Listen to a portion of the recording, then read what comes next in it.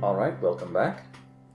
Today we're going to be making a lesson out of 1 Samuel chapter 3. Are you ready? All right, so step 10, the first step of lesson preparation, present the problem, the human nature problem. So this is your introduction, if you remember. I explained to you that this is going to be the introduction to your lesson. So how are you going to present the human nature problem? Before we answer that question, let me ask this question. Who are you going to teach this lesson to? Somebody? Somebody, okay. Well, it makes a difference. I'm not going to be teaching it to a congregation because I'm a female. Okay. It makes a difference on who you're speaking to how you prepare your lesson. You need to think of who you're speaking to before you prepare your lesson. So let's do this. Let's have in mind that you are going to teach this lesson to your brother and sister. Okay. Okay? So maybe some night in family devotions, you can teach this lesson to your brother and sister. Okay? Oh no. Okay? So, keeping that in mind, let's prepare the lesson. How are you going to present the human nature problem? Say what it is. Oh, boring.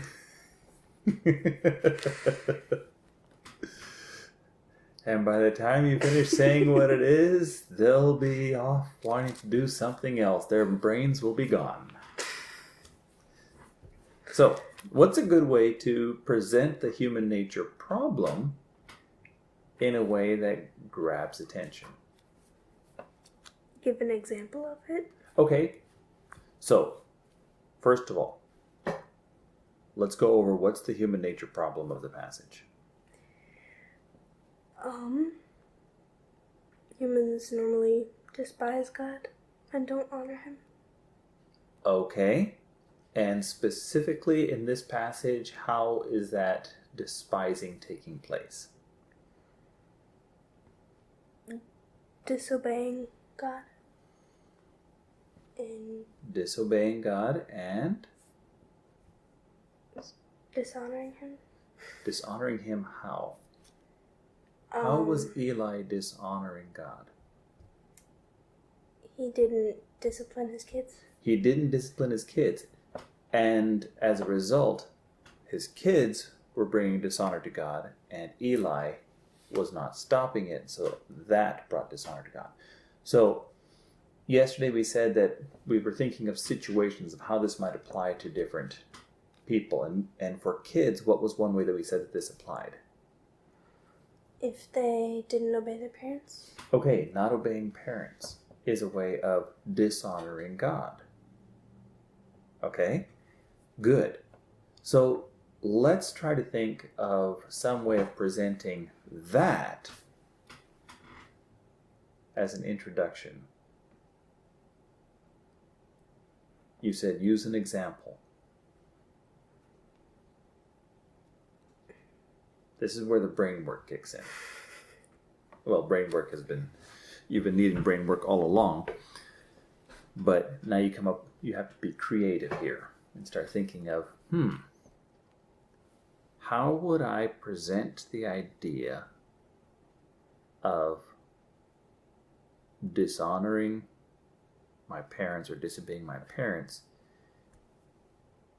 as a big problem and not just a small problem like disobeying parents?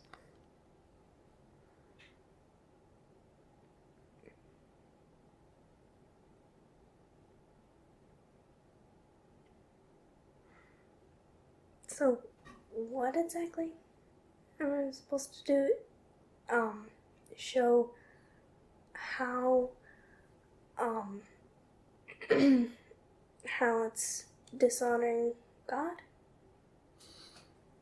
Okay. Good. There's confusion, so you asked a question. Good. If you come to our picture here, we've crossed the bridge, and now we're beginning to figure out how all this fits in to our culture. What does dishonoring God look like in our culture? Eli dishonored God by not being a good parent and letting his kids bring dishonor to God, right? You're speaking to Daniel and Hannah. They're not parents, right? So how do you present the idea of dishonoring God to them? That's what I mean. And so we talked about disobeying parents is dishonoring to God. So let's come up with an example of disobeying parents that they can identify with, that they go, yeah, I know about that. There are lots of things, but Pick one. like if we're arguing with each other or something. Or fighting with each other. Okay, let's pick that. Fighting with each other. Okay. Now, if we just talk about, you know how when we fight with each other, they can go, yeah, I know about that. But if you're able to tell a story or remember a specific incident, that might grab their attention a little bit better and help them identify with this point you're trying to make.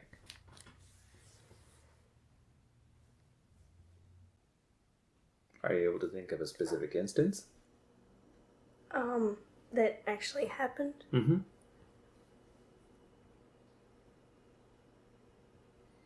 Or maybe of an instance where brothers and sisters were fighting in a book that you've read.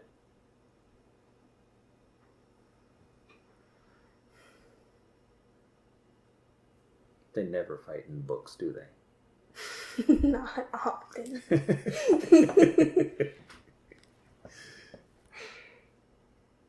Even in the Wing Feather series, the Wing Feather Saga, when the kids are more realistic, they still don't fight much.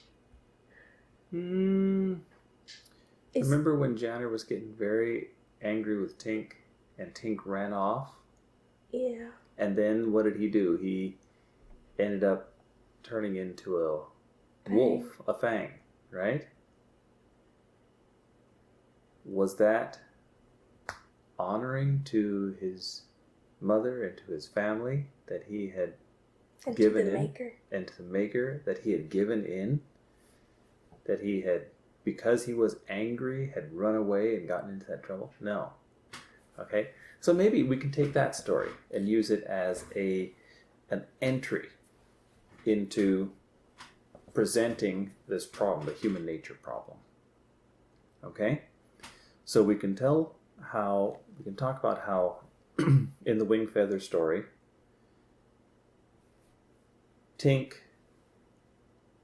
got angry with his older brother Janner, and so he ran away, got captured by the Fangs, the bad guys, and gave in. He didn't even really fight their attempts to change him. He just gave in. And as a result, he turned into a Fang, and that brought dishonor to his family, because when they went to, what was the place where the Green Hollows, when they went to the Green Hollows, the people of the Green Hollows didn't want him because they thought he was a Fang, right? And it was a real problem for him. And he brought dishonor upon his family and upon the whole situation there. He brought dishonor upon the Maker because he didn't, because he was fighting with his brother and not obeying his mother and grandfather, right? And so we can present that and then say, now we have the same problem where we don't always like to obey our parents, And that is dishonoring to God. Right? Okay. Now, how do we then connect it to this story?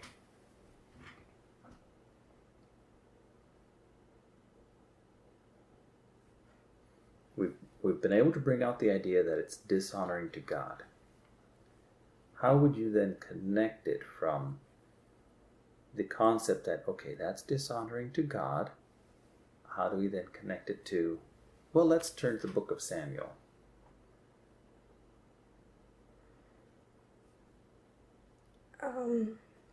Eli dishonored God too. You're jumping into the story already. We're trying to bring them to the story.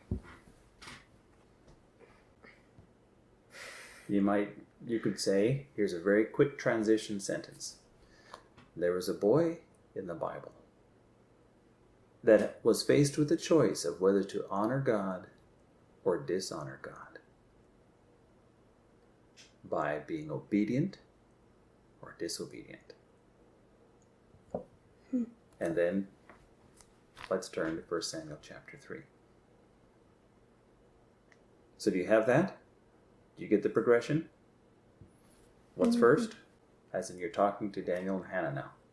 What do you start with? What do you start talking about?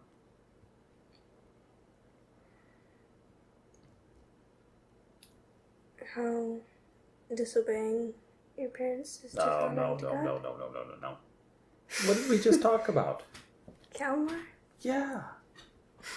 So what do you start with? You start with, do you remember in the Wing Feather series when Kalmar got angry? Okay? Okay. So, talk me through it again. What do you start with? Remember in the Wing Feather Saga when Tink didn't go into the Strander Burrow after Poto had told him and Janna to meet there? He just went past and then got captured by the Fangs and didn't fight when they turned him into one. He was doing what he wanted to do, and he was disobeying and fighting with Janner. And what was the result? He got turned into a Fang, and so by doing that, he dishonored his family and the Maker. Okay. So then you can say something like, we as kids often face the same situations as Kalmar, where we don't want to obey. We want to do our own thing. We don't want to be nice to our brother and sister. We end up fighting with them. And what's the result? We dishonor our family and God. And God. We dishonor God. And then how do you transition to this story? There was a boy in the Bible who also had a choice whether to honor or dishonor God by obeying or disobeying him.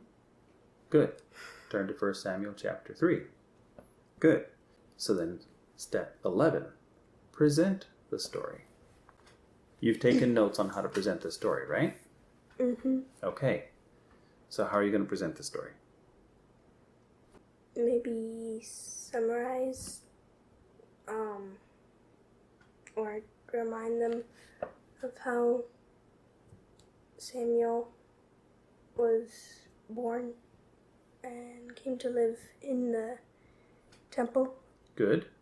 And then You don't need to go into a lot of detail in the details about his birth. You can just say that when he was born, his mom had promised him to go serve God, and so she brought him to the temple, and he served God there, right? Okay, so that's a quick summary. But what is important for you to bring out, specifically from chapter 2? Chapter 2, verse the last part of verse 30. It says, "For those who honor me, I will honor, but those who despise me will be lightly esteemed." Okay, before you get there, in chapter 2, verse 11, it says, "The boy was ministering to the Lord in the presence of Eli the priest." That's Samuel, right? Mm-hmm. And then verse 21, verse 18, Samuel was ministering before the Lord. Verse 21, "And the boy Samuel grew in the presence of the Lord." Verse 26, "Now the boy Samuel continued to grow both in stature and in favor with the Lord and also with man." And put that into contrast with Eli's sons were really wicked and did things that were evil in the sight of the Lord. And so God sent a prophet to Eli saying that he was going to destroy Eli's house, his family, because of that. And God warned Eli, "Those who honor me, I will honor. And those who despise me will be lightly esteemed." Okay? And then that brings us now to our story. And the story begins with, "Now the boy Samuel was ministering to the Lord in the presence of Eli." Right, we've been seeing this theme all the way through chapters 2. Several times the boy was ministering to the Lord, growing in favor with the Lord and also with man. And now he's ministering to the Lord in the presence of Eli.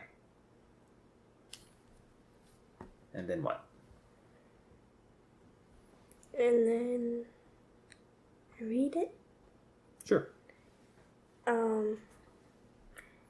Now the boy Samuel was ministering to the Lord in the presence of Eli. And the word of the Lord was rare in those days. There was no frequent vision. At that time, Eli, whose eyesight had begun to grow dim so that he could not see, was lying down in his own place. The lamp of God had not yet gone out, and Samuel was lying down in the temple of the Lord, where the ark of God was. Okay. I would pause there. And then I would explain, first of all, Samuel was ministering to the Lord, just like we'd seen him all the way through chapter 2. And I'd point out the importance of this phrase, "And the word of the Lord was rare in those days." And then it's repeated, "There was no frequent vision." That idea is said 2 different ways. Same idea, 2 different ways. Okay? Emphasized. And then I'd point out Eli, whose eyesight began to grow dim. Why is that important? Because he couldn't understand things. Yeah, he's become spiritually dull. Okay? And it says the lamp of God had not yet gone out. And what would be the significance of that? It could be that God had not yet given up on Israel. Okay, good. And so you have Eli is in his place, but Samuel is where? In the temple. Was lying down in the temple of the Lord where the ark of God was. Right? So, very important. Then I would continue reading verse 4, and then I'd read all the way through probably verse 7, verses 4 through 7, and then explain. God calls Samuel. Samuel runs to Eli, thinks Eli's calling him. And we see how much he loves Eli, because he runs immediately. Eli says, "I didn't call you, go back to bed." God calls Samuel again. Samuel runs to Eli. "Here I am."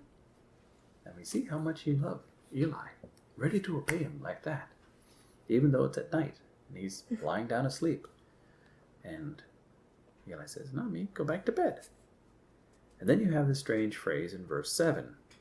Now, Samuel did not yet know the Lord, and the word of the Lord had not yet been revealed to him. It's a strange statement. And I would explain about that statement. What would I explain? If it was earlier, we wouldn't have thought so much about it. This draws our attention to it if it's a little bit later like this. Also, it kind of builds suspense. And so we're wondering, will Samuel recognize that this is God calling, right? And then I would read verses 8 and 9.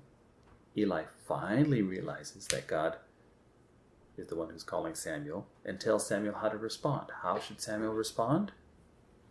He should say, "Speak, Lord, for your servant hears." Right. What is the important thing for someone to do when God calls them? To say, "Speak, for I'm listening." God was calling Samuel to be a prophet. And the two responsibilities of a prophet are, number one, listen to God. And so Samuel was learning that. And so does he do that? And then I would read verses 10 through 14. God calls him. Samuel says, "Speak, for your servant hears." Aha, lesson number one, learned. And then God gives him a message. And the message is about someone that he loves, Eli. And now Samuel's got a bigger problem. Is he going to tell Eli what God said? The second thing that a prophet needs to do is faithfully proclaim the word of the Lord. So, will Samuel be faithful to proclaim the word of the Lord? Now, what was the problem with Eli? Why was God cursing Eli? Because he hadn't disciplined his sons for dishonoring God. Right. And so, see, Eli had dishonored God. And so God was bringing a curse upon him. Sort of similar to the way that Kalmar had dishonored the Maker and turned into a fang. Do you see? Do you see how I'm bringing the connections back? Okay. So now we're wondering, what's Samuel going to do? And then I'd read verses 15 through 18. And you see Samuel does follow the Lord. He does repeat the message carefully. He reports the message to Eli and holds nothing back. Lesson number 2 of what it means to be a faithful prophet has been learned. And he fulfills it. So Eli was not a faithful priest. He did not do what was right. He dishonored God. Samuel was faithful. He did exactly what a prophet should do. God honored him by making him a prophet. And then we see more about that. Verses 19 through chapter 4, verse 1a. I'd read and talk about how Samuel grew. The Lord was with him. There's the Lord's blessing upon him. And let none of his words fall to the ground. In other words, whatever Samuel foretold as a prophet, God made sure that it would happen. So God would give his message to Samuel. Samuel would tell it to the people. And God would make sure that whatever Samuel told the people actually happened. In other words, God wouldn't say, "Well, I kind of changed my mind on that one." Because then people go, "Well, Samuel's not a true prophet." Right? So Samuel was honoring God, and God was honoring Samuel. So you see, God told Eli, "Those who honor me, I will honor. And those who despise me will be lightly esteemed." And that's what we see here. So, present the answer. God honors those who honor him, but he casts aside those who dishonor him, right? Or lightly esteems those. So, now, let's apply it. How would you apply it to your brother and sister?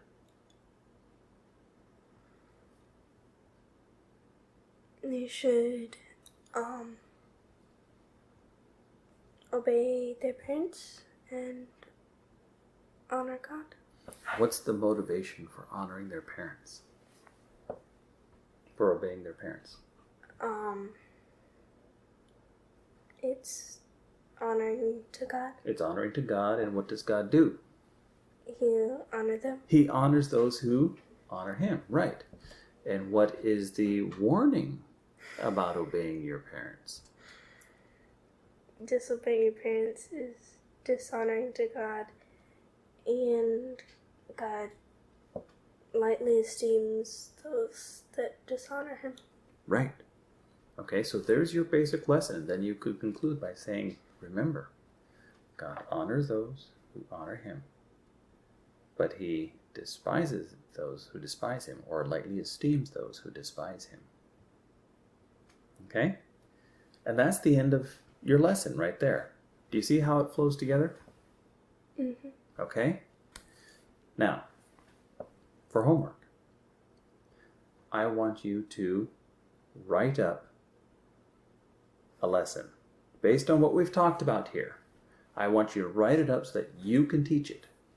Write it up, practice it so that you can teach it. That's your homework. Okay? Okay. Think through everything that you're going to say step by step so that you can teach it to your brother and sister. Okay? Okay.